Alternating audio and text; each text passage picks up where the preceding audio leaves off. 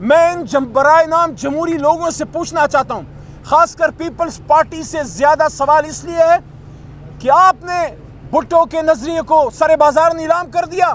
ایک زرداری صاحب کی صدارت کے لیے آپ نے بے نظیر صاحبہ کی شہادت کو پانی میں بہا دیا۔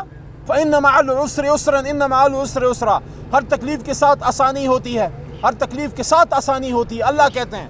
اور آج عمران خان صاحب کو جیل کے اندر جناب محمد الرسول اللہ خاتم نبیین صلی اللہ علیہ وسلم کی باتیں کرتے ہم نے سنا، ان کی مثالیں دیتے سنا۔ وہ اپنے وکلاء کو، مجھے، ہمارے ساتھیوں کو حوصلہ دے رہے تھے۔ کیا ایمان دیا ہے اللہ تعالیٰ نے اس شخص کو کہ انہوں نے کہا کہ ہم اپنے نبی پاک صلی اللہ علیہ وسلم کی سیرت اور سنت پہ عمل ہمیں کرنا چاہیے۔ جیل سے ایک اسیر اڈیالہ، قوم کا لیڈر، 1 سال ہو گیا جیل میں، قوم کو باہر کیا پیغام دے رہا ہے؟ کہہ رہا ہے کہ اپنے نبی پاک صلی اللہ علیہ وسلم کی سیرت پہ عمل کریں، اور انہوں نے یہ کہا کہ ایک ایسی تاریخی ریولوشن، ایک دنیا کو بدل کے رکھ دیا۔ انہوں نے کہا کہ 10 سال کے اندر انہوں نے وہ عرب لوگ جن کو لوگ پوچھتے تک نہیں تھے، ان کو دنیا کا فاتح عالم بنا دیا، ان کو دنیا کا فاتح عالم بنا دیا۔ اور اس لیے انہوں نے کہا کہ آج ہماری بھی نجات اسی میں ہے کہ ہم ان اصولوں کو لے کے اس پاکستان کو آگے لے کے جائیں۔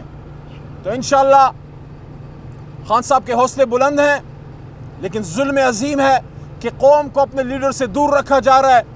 ایک ایک دن جو ان کا جیل میں رکھا جا رہا ہے وہ 25 کروڑ کا نقصان ہو رہا ہے۔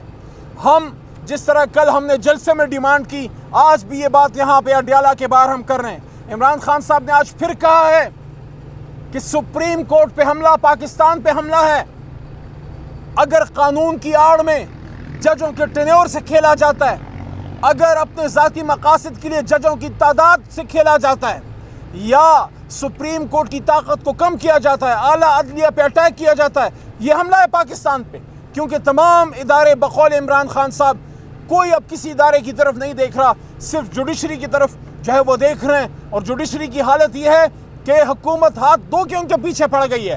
اس وقت پوری قوم کو اپنی عدلیہ کے ساتھ کھڑا ہونا چاہیے تاکہ وہ مضبوط فیصلے دے سکیں۔ اسی میں سب کی بقا ہے۔ جو انہوں نے قانون پاس کیا تھا 3 دن پہلے، جو حکومت نے جلسوں کے حوالے سے پاس کیا، اسمبلی کے فلور پہ حکومتی بینچز، خاص کر پیپلز پارٹی کو مخاطب کر کے میں نے یہ بات کی کہ کل کو یہ قانون آپ کے گلے میں پڑے گا۔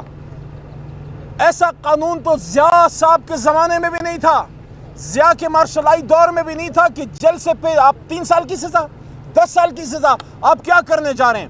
میں ان برائے نام جمہوری لوگوں سے پوچھنا چاہتا ہوں، خاص کر پیپلز پارٹی سے زیادہ سوال اس لیے ہے کہ آپ نے بھٹو کے نظریے کو سر بازار نیلام کر دیا۔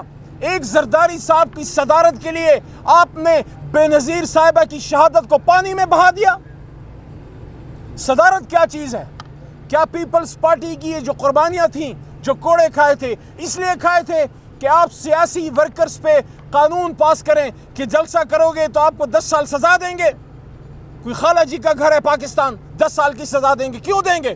کیا یہاں جمہوریت نہیں ہے؟ کیا آئین نہیں ہے؟ یہ کیا مذاق ہے؟ کیا پارلیمنٹ اس لیے رہ گئی ہے کہ کسی کی ذاتی من منشا اور خواہشات کو پورا کیا جائے؟ اور آخری بات، یہ حکومت ہے ہی نہیں، یہ حکومت ہے ہی نہیں۔ اگر یہ حکومت ہوتی تو میاں نواز شریف جو اس جماعت کے لیڈر ہیں، MNA ہیں، وہ اس طرح گلیوں میں نہ پھر رہے ہوتے، وہ اس طرح روڈوں پہ نہ پھر رہے ہوتے۔ وزیر اعظم کی کرسی پہ پھر ان کو نواز شریف کو بٹھانا چاہیے تھا، نہیں بٹھایا۔